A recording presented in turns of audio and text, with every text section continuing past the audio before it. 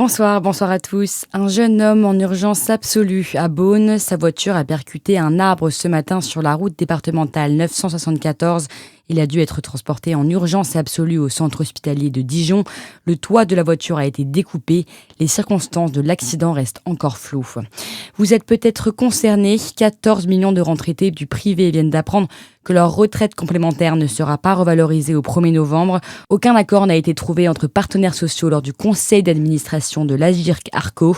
Et ce, alors que le ministre du Travail a déclaré dans une interview à Ouest France que d'autres régimes de retraite sont possibles. Il évoque notamment le projet d'un système à points abandonné en 2020 à cause du Covid. Il cite aussi la piste d'une retraite par capitalisation et celle d'un mélange de plusieurs systèmes.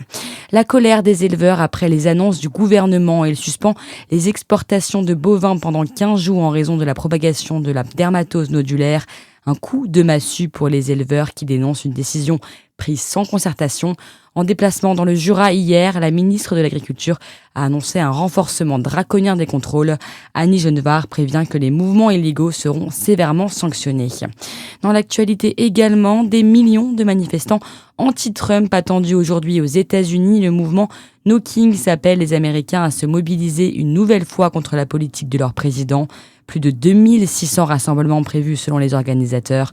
La précédente mobilisation en juin avait rassemblé plusieurs millions de participants. La contestation la plus massive depuis le retour de Donald Trump à la Maison-Blanche. Les élections de Miss Côte d'Or ce week-end. 5 candidates ont été sélectionnées en août dernier. L'une d'elles succédera à la Beaunoise Ophélie Rousseau. Vous pouvez voter pour votre favorite par SMS jusqu'au dernier passage des candidates demain à Monceau-les-Mines. Et puis la 26e édition de la Côte Chalonnaise, la grande fête de la fin des vendanges à Chalon-sur-Saône. Une journée de dégustation de vin et de festivités dans toute la ville. Bonne soirée sur Fréquence Plus.